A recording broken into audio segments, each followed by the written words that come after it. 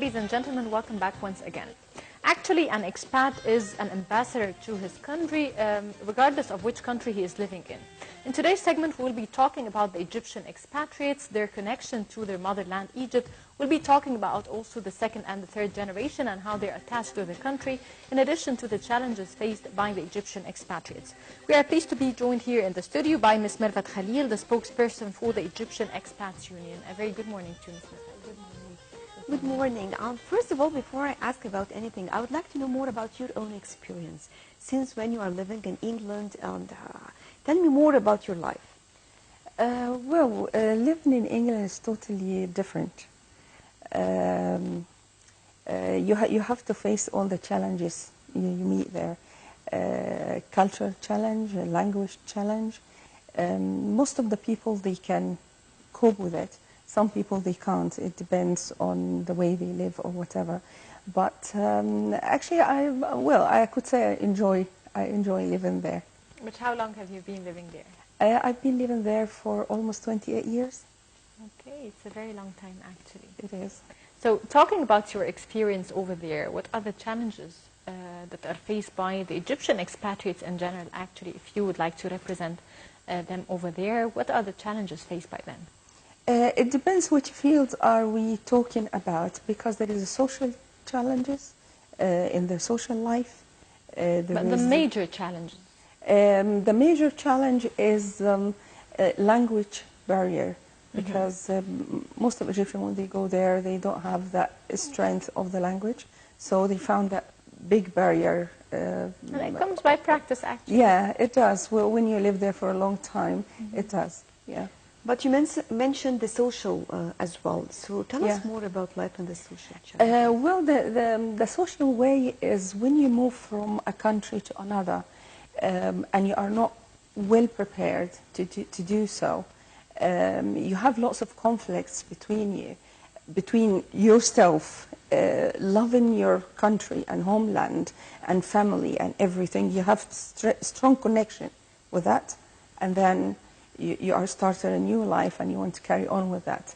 So it's actually draw you back to where you come from. You feel pain inside, if you know what I mean. I really, when you remember home, family, cousins, sisters, father, you just feel pain inside and you want to just always to go back. That's the biggest But this challenge. is regarding, the personal, I think, on a personal level. And, but talking about the common challenges that you all have, regardless of the language thing, whether you are facing any political, social, economic, any major challenge living in London. In Europe, it's quite different than Arab countries, the challenge we face. In Arab countries, they face lots of challenges about residency and about the guarantor, which, control their life and to try to fight for their rights, which this is something really, really important for the Egyptians abroad in Arab countries. In Europe, you have rights, the same right as the person lives there. We are allowed to take the nationality, so I'm British by nationality and Egyptian as well. So the challenge is, if we say religious, I don't think so, because over there everybody's equal. So there is no challenges towards that. Other challenges is how you build your family. How are you trying to teach your children, where we come from, to bring them back to the roots. All this is just kind of, I don't know how to put it on for you, but it makes kind of conflict inside you, what I should do, how I should bring up my children. Shall I let them carry on with the way they live? Shall I teach them everything I learned before? So you try to make that balance, which especially is not... the traditions are, of course, exactly. different. The culture is way different, of course, between Egypt and the European countries. Exactly, yeah. So after 28 years, we can see that you are very active, especially with the Arab communities. Tell us more about your activities.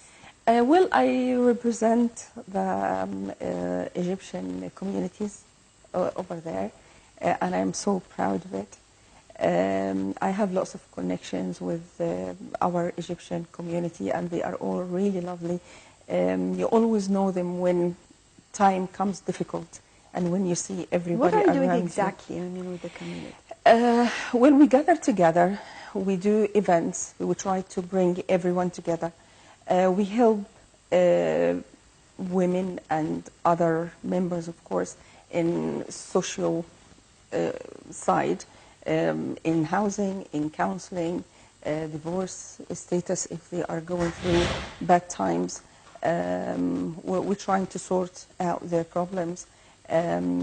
If in London we are lucky to have a good national health service, so most of the injured policemen and from the force, they come for treatment over there, and we always with them.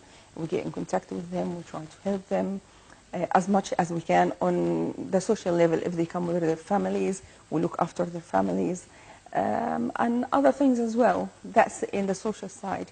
In the political side, of course, we support our country. All of us love our country. So whenever we see something, we need to be there, like when we were there during the president's election. And I think London or Britain, they made a good impact on that through the TV and through the social media.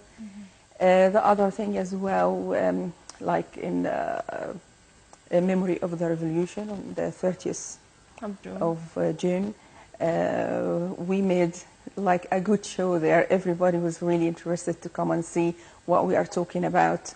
So we try to be there for Egypt and for every Egyptian.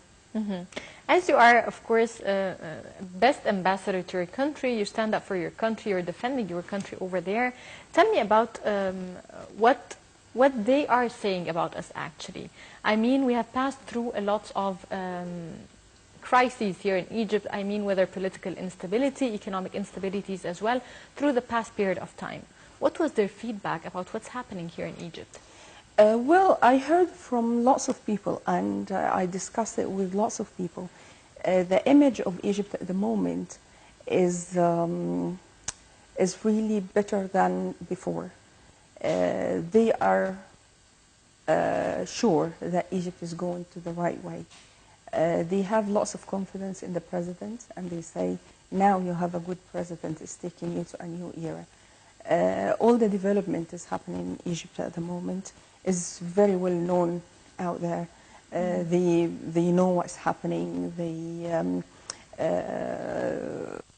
We always discuss Egypt is going in the right way or not, but it's always, yes, it is. It's going to the right path and the right way, and which it makes you really very proud to live these moments and feel the differences between now and before. What about activities of the young people abroad? I mean, definitely, I know, as you mentioned, you're supporting women, you're talking about families. What about the children or the youth in general, teenagers?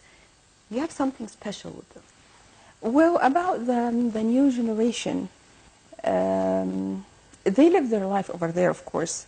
The life over there drawn them with everything they do. They are busy most of the time. What we're trying to do, we're trying to make the right connection between the children, the new generation, and their homeland, so they feel that connection. For two reasons. First, they need to know that they belong somewhere. Belonging is a very good feeling. The second thing is the pressure on the new generation, rather from Egyptians or other Arab. They try to, some of the extremists, for example, they try to withdraw them, to join them, to change their mind, and this is a big challenge they face over there. What are you doing, I mean, to do this? Well, as my work, I work with the schools, and we do everything we can as a government in the United Kingdom or as a community with the Egyptians, to try to make them understand that this is not the case. We try to make them understand the right way how to think. Not everything they see in the media they believe, because as we know, like about 8,000 lies on the social media per day. So we have to indicate them what actually they can do. Actually, this is a very hard job. This is really great what you're doing over there. It's a challenge of the biggest challenges you can face, because you are trying. They are brought up on certain thoughts. They think a certain way. They grow up not to believe anyone, to be independent, and you are trying to take a bit of their independency out of them and tell them what to do. So it's not that easy. But with the Egyptian community and with the union, what we're trying to do, and of course on the top of all with the Ministry of Immigration, they're trying to bring most of the people here, or the children. We try to organize trips. We try to connect them with their homeland, not just to come and visit, because in England they study Egyptology, so they know everything about history. Yes, it's nice to come and see the pyramids, the Luxor, Aswan, all of that. But what we are aiming to deal do with now, Egyptians. Pardon? To deal with Egyptians, not just to visit. We're trying to let them go with the social side of Egyptians, how to help.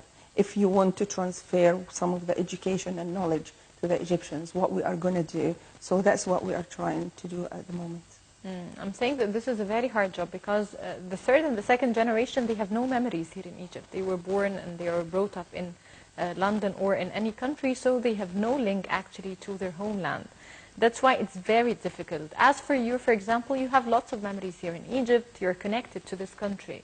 But talking to them about the identity, I think it's really difficult.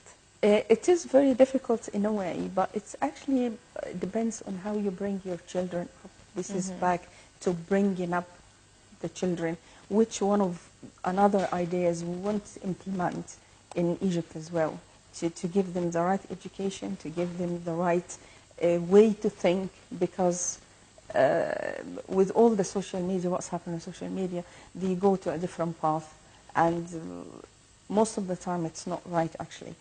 But over there, or back in UK, you teach your child how to love your country. It depends on the family itself, how you connect them, how you make them always call the family. No, you have a part of your family there. Don't cut them away and then come and ask them to be part of Egypt. You can't do that. You have to feed them, like you feed them. Roots. Yeah, you have to get them back always to your roots. That's where we're born. That's what we do. That's, most of Arab or most of Egyptians, they have the Egyptian TV. We watch Nile TV in the morning. I put it on at 6 o'clock, 7 o'clock in the morning. They can hear the Arabic language, even if they have difficulty to speak at the moment, but at least they understand everything. So, yeah, that's what we do actually. We always say that Egyptians abroad are our ambassadors, regardless of the country. Of course. So how do you see the proper way or the proper role of each and every Egyptian living abroad? It's kind of personal. You have to know that, like you said, you are ambassador for your country. So I've been there 28 years. And in everywhere I worked, I made them love Egyptians. So if I'm surrounded by 20 people, the 20 people at that time, they love Egypt because of me. The way I think, the way I deal with them, the way you are very honest. So everything, it comes back together, and they had this idea, I love Egyptians because only one person did something nice. We have a very good example, of course, in our country, and I'm very proud of Mohammed Salah. He changed the idea in whole Liverpool about Egyptians. They are walking in the street, Egypt's flags, Egyptian king, and they really, really love him. It's not just to the person, they love the country. That's how you are. Because when you love a person, you want to know more about him. You search about him. Of course. In the internet, for example, they knew everything about Egyptians themselves. And they And it's want to not visit just- Egypt, I think, because of Muhammad Salah. To be honest, it's not just Egyptian. It's for the people which they have conflict with the religion as well. When they see you acting very nice, when they see you loyal to them, when they see you honest at work, you do your work at the most, and everything, and then they say, well, what religion are you? They ask that. Are you Christian? So when they see you, for example, Christian, but the roots are from Egypt, or Muslim and the roots are from Egypt, and they have this idea, big idea about, you know, we don't know what we're doing or whatever, they change their minds. And they say, well, this is not the truth. What we hear in the media, this is not the truth. We saw examples, and it's a good example, actually. So, yeah.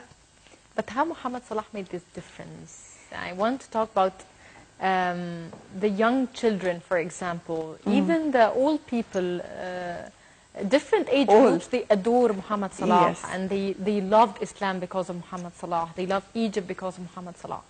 How's the difference, I mean, before Muhammad Salah? Muhammad Salah, when he came to Liverpool, of course, because we had lots of Egyptian players before. I'm not, well, you can't take my words in football anyway, but for Muhammad Salah, because he's all over the media, that's why I know. I don't know personally, but that's how I know. The way he put himself to the media, he's very humble, and he's very kind. He doesn't make an effort to be kind. He's naturally kind. Some people, they act, but he doesn't. He lives natural. Of course, there is things which control the way his behavior is, or the way he is, or where he goes, because of course he can't control that. But in general, he's very nice to everyone. This was the path to go to the people's heart. And after that, he's a very good player, which everyone, of course, know that. He scores most of the goals. Liverpool as a team, of course, it's a very strong team.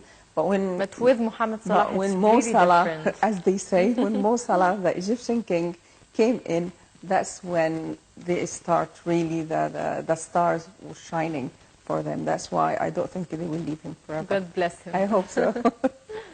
Talking about following with Egypt, as you mentioned, for example, regardless of the years that you may spend outside Egypt, you still find yourself, as you mentioned, you are following each and every minute detail, for example, happening in Egypt, talking about challenges in Egypt, talking about a lot of things, even investments in Egypt.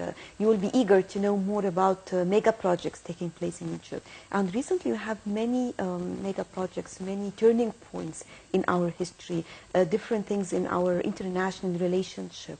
So how are you following this, and how do you feel about this? Because I love that kind of work.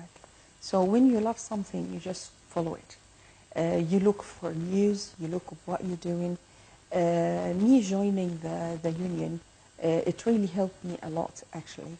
Yesterday we had a big event, and they discussed all the kind of investments going to happen. I know the chairman and the general secretary there. The chairman, Mr. Ismail, and the general secretary, Mr. Ala Salim, they are aiming to do something with investment with the Egyptian abroad. Well, and I'm going to tell you something exclusive, really, but I'm allowed now to say it, that they are going ahead.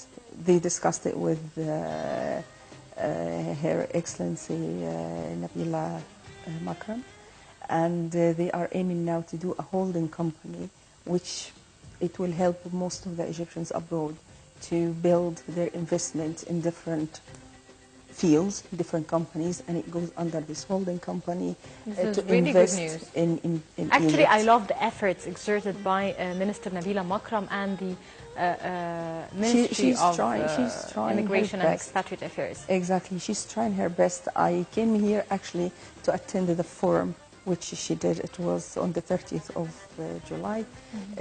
July, right. And I was really happy because the way I saw everyone came together, it was a very good step, a first step and a very good step towards something right is going to happen in Egypt. Actually, we're pleased to have you here in Nile TV International. Thank you so much for joining us. Ms. Mervat Khalil, the spokesperson for the Egyptian Expats Union. Have a very nice vacation, and thank you so much for the efforts you're exerting abroad. Thank you very much, and I'm really pleased to see you all. Thank you. you. Good morning to you. Good morning to you.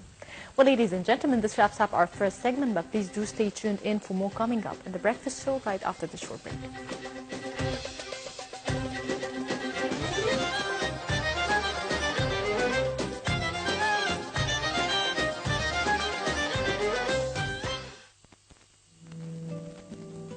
The books